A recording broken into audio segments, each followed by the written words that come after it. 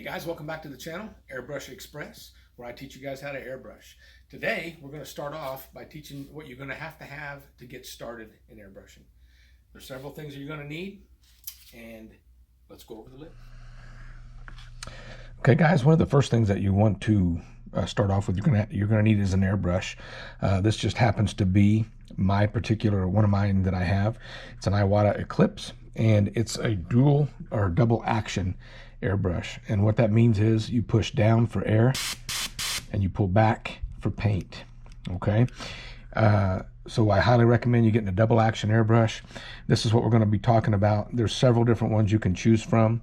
Master makes a cheap airbrush. It's about $30 or so, give or take $5 or $6. You can get those, I think, on Amazon, different places. And that's a good to practice with, to start off with, if you don't want to spend a lot of money on one. These run anywhere from $75 up to $150, depending on where you get them on sale. But I highly recommend that you get a double action to start with and practice. Pache makes them. Thayer and Chandler makes an Omni 3000, and that one looks like this. They're very, very similar to the types of airbrushes that you get. This is an Omni 3000. This is my Iwata Eclipse. But they all basically doing the same function. Down for air, pull back for paint. That's the hence double action airbrush. And that's kind of what you want to get to practice with on this. One of the second things that you're going to need to airbrush is an air source, a compressor of some sort. This happens to be my Silent air compressor. It's made with a refrigerator motor. Very nice as far as silence goes in the decibels. You can't hardly hear it running. You get used to it. But if you're starting off, you probably are going to get one from a big box store. I do recommend getting the ones that are 80% more quiet. But if not, and you get one that's in the garage, you just have to put it a further distance away from you. That's fine. Just with your air hoses, you can run air hoses the length that you may need. Another thing that you want to also get is your regulators. This is a moisture trap. It's a moisture trap there, and quick connects. The quick connects are going to be your friend. These are some of the things that you'll get, and there's all kinds of fittings that you can get at your stores, but that's one of the things that you definitely want to start to use and invest in, because quick connects will be your friend for sure. When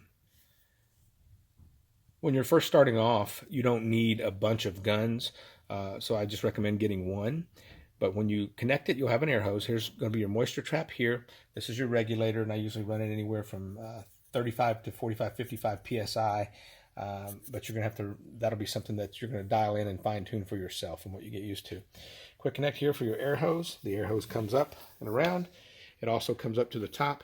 I do have another moisture trap here that goes into the manifold. Again, quick connects, connect them. Air trap here goes through. There's just a bunch of T connectors with quick connects as well. These are for each airbrush hose. As you go along, and you can develop as many as you need.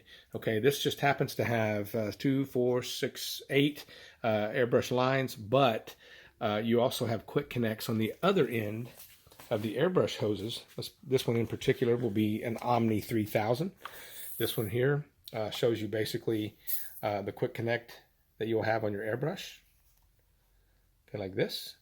And these come in handy. It's whenever you have multiple guns, you're able to change out quickly. That's what I use. Master makes a good cheap airbrush that's about $30 to $40, and you tend to kind of gravitate to what you learn with. So if you do get if you can afford a little bit of a higher dollar airbrush, Omni 3000, Iwata Eclipse, the Pache, Talon makes a good one. The VL is always a good one. The VLs are what I actually started with, and I've got about 8 of those that I have used, and I still have some, and I've got about 4 or 5 of the Iwata Eclipses.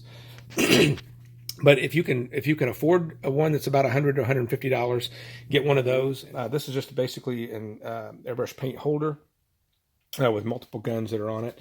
I've got all my older Paches. I've still got some that I'm not even using. I'm in the process of modifying my holders because I did get smaller bottles, and I'm going to redesign this a little bit as we go, and that'll be on other videos. We'll do it together. But this is just kind of an idea of where you can get for your gun setup where you're going to be airbrushing. This is the mess I was talking about when you get a spider web of different hoses and things. I used to have it set up where it was a little bit more organized in my easel, but when I moved, I went ahead and just kind of set it out here because I wasn't really in a shop anymore. But I'm going to be redoing that for you guys. But anyway, you can see that there's quick connects on all these, and that way, even if I just have one hose, technically just one hose, I can pop off the quick connects on each airbrush and change them accordingly, how to go with that. Then we'll go over a little bit of design on how to hold your paint as we go along. But this particular type is my Iwata. You get a cup. If you get it in the kit, that's fine. And you get some paint that we just talked about to get started with some of that. Ideally, if you're in a really high volume area where you're painting a lot all the time, it would be ideal to have an airbrush for every color. But starting off, you do not need that. You just need to start off with one airbrush, an air source of compressor, and then another thing you're going to have is paint. And we'll go over down to here, and I'll show you where the paint is. This is not all my paints by any means, but it definitely is a start. And there's Createx, there's Spectratex, there's E-Tac paints. There's a wide variety of different types of paints. This right here happens to be Spectratex. It's black. And to start off with, I recommend that you get a bottle, a bigger bottle of black. There are other little things that you're going to need as far as for tricks of the trade. We'll go over different things as we learn and go. For stippling, for different types of TrueFire, other masks and things you might use to get the effects that you want. But those are all a little bit later on as we go. But to start with, aspirator. Okay, or you can get some of these that are cheaper that, you know, big box stores have them. The kind, they run about $35 depending on it, especially if you get the one with the double filter. N95, get your, you know, the respirators that will filter out some of the particles. Now, ventilation system, my easel, actually, I built this easel, man, it's been just a couple years ago, back in the 90s. And this is incorporated, it's got a ventilation system up and through here. You change the, the filters through this side right here, and there's a fan that sucks everything up through this way, and I can spray. I use this to spray my airbrushes as I'm cleaning it out, and you can see how dirty they get over time, and it serves well because this slides up, and you can take this out and slide it and clean it. But the switch for the thing is over here on the side right here. You can see the switch, and that's to turn on the ventilation system. But you don't have to set up an elaborate system right now. One of the things you can do to quickly get started, get a box fan, just a simple box fan, and get a filter, an air filter that you can put in front of it. And you just turn it on and set it up kind of beside wherever you're going to be in order to airbrush and allow that to be your ventilation system to start with. As you get better and go along, you can start designing a little bit more elaborate things. But a box fan is very simple to carry around and keep your filter with you, and you can set it up pretty much anywhere. And it's not that loud, not that loud at all. Another thing you're going to need is somewhere to spray your paint and overspray. If you don't have anything set up, like in particular, you can just get a bucket, get you a 5-gallon bucket, throw some paper towels down in there, and set it in front of your ventilation system. Now, you probably are going to have to take a table or something, a shelf, and bring up the fan up kind of close to where you are.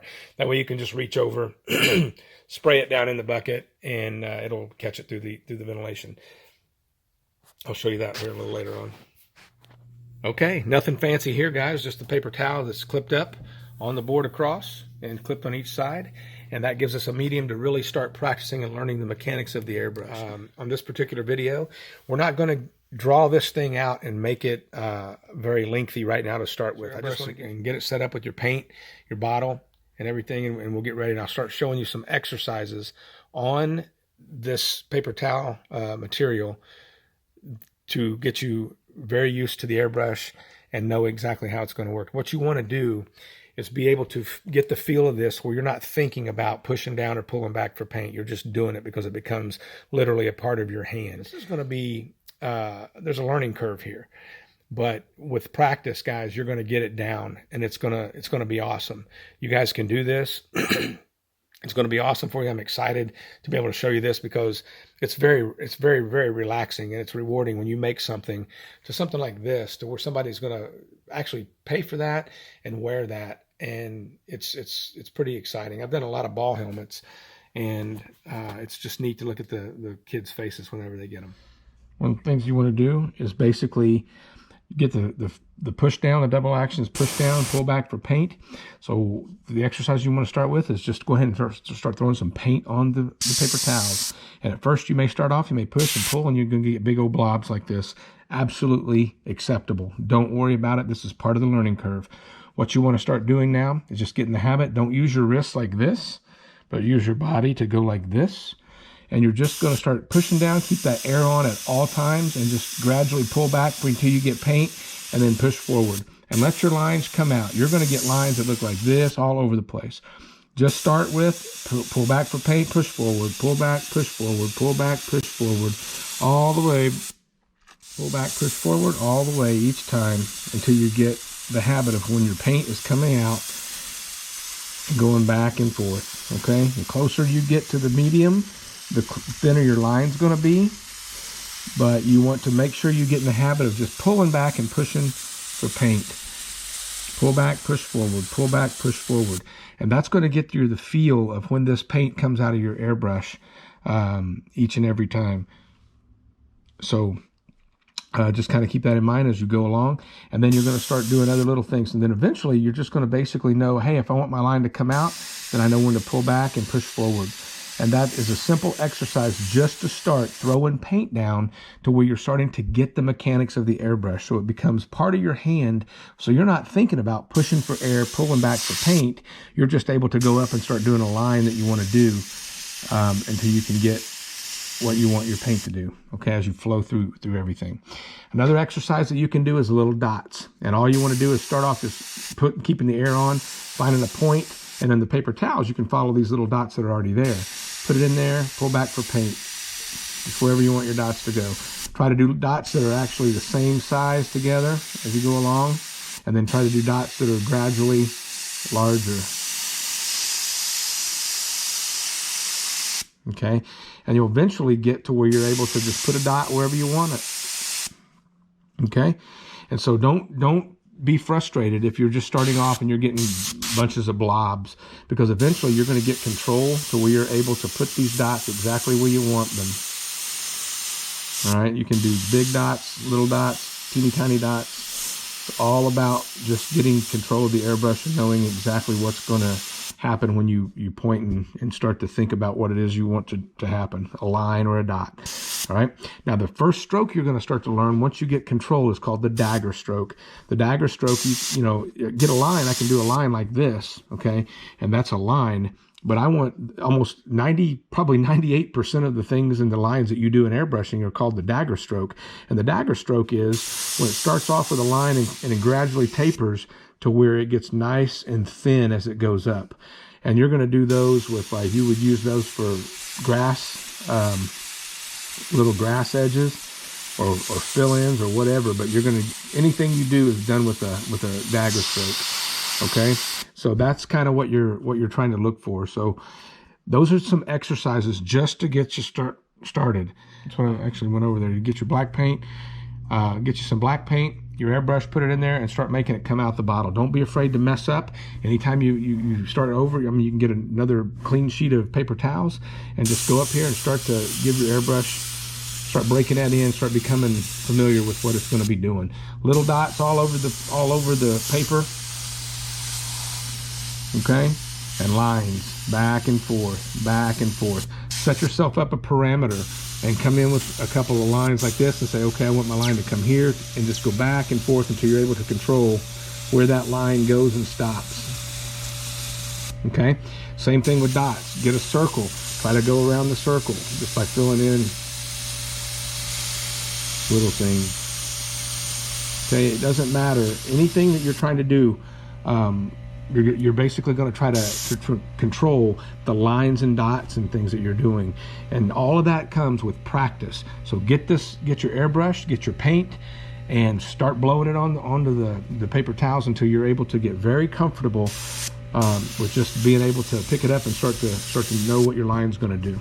Okay, more to come. Thanks a lot for joining in today, and we're going to eventually get you guys painting all kinds of cool things. But don't get frustrated. Get your airbrush out, get your paint in it, and start putting it on the paper towels to practice, and you're gonna do great. Now, one of the things to clean it, I'll show you just real quick on that, you get your paint, you get your airbrush cleaner, okay? And basically it's the bottle of your cleaner, and all you're gonna do is take it and spray it out in your medium down out underneath wherever you got your cleaning bucket. And basically all you're doing is just like this. You're cleaning it out, pulling your needle back, and you're getting all of the paint coming out of the tip, like that. It's gonna come out, and and I always leave a little bit of cleaner and don't spray it all the way out, because that way it'll keep it moist in the tip, and I don't have to worry about it having tip dry, and everything will come out when I clean it, and I'm ready to go the next time to shoot around. So anyway, make sure you're using your airbrush and start practicing. Hey guys, thanks for joining in today. It's been great. It's been fun. I look forward to more videos with you. Guys, happy painting.